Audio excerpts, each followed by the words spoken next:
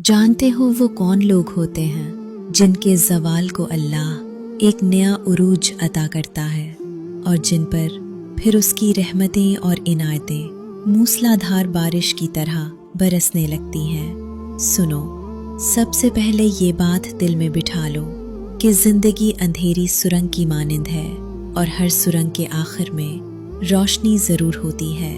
ये रोशनी हर एक का नसीब नहीं बनती, बल्कि सिर्फ उन लोगों का मुकद्दर होती है जो ईमान के नूर को हाथ में थामकर उस यकीन के साथ सफ़र शुरू करते हैं कि मेरा रब मुझे कभी तन्हा नहीं छोड़ेगा। अल्लाह ताला फरमाता है, सब मिलकर अल्लाह की रस्सी को मजबूती से थाम लो और तफरका में ना पड़ो। जब बंदा अल्लाह की रस्सी को मजबूती से पकड़ लेता है तो अल्लाह उसका हाथ थाम लेता है, उसके दिल में बसीरत का नूर डाल देता है, दिलों में सुकून उतर आता है, हादिसात के वक्त घबराहट खत्म हो जाती है और दिल अल्लाह की मोहब्बत से भर जाता है। याद रखना, कुछ निशानियां ऐसी होती हैं जो साफ बता देती हैं कि अल्लाह तुम्हें ज़वाल से निकालकर जल्द एक नए उरूज की तरफ ले जाने वाला है।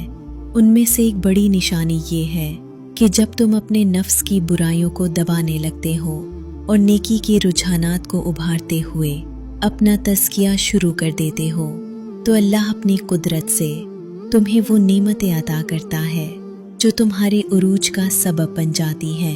कुरान हमें याद दिलाता है, फलाह पा गया वो जिसने अपने नफ्स को पाक कर लिया और नामुराद हुआ वो जिसने उसे दबा दिया।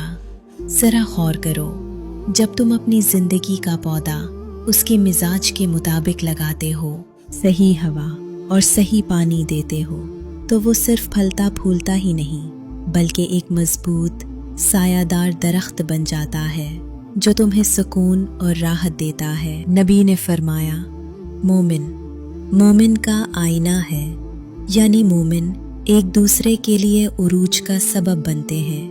हज़रत अबू दरदा रज़ी अल्लाहु अन्हु फरमाते हैं, इंसान दुनिया को अपने दिल की आँख से देखता है। अगर दिल साफ हो, अमल अच्छा हो, फिक्र पाकीज़ा हो तो ज़िंदगी में रोशनी ही रोशनी नज़र आती है, और अगर दिल मेला हो जाए तो हर नेमत भी धुंधली लगने लगती है। ये भी एक हकीकत है कि कितनी ही मुसीबतें इंसान को थका देती हैं, लेकिन फिर अल्लाह इन्हीं मुसीबतों को ख़त्म करके ऐसा उरूज अता करता है जिसका इंसान तसव्वुर भी नहीं कर सकता।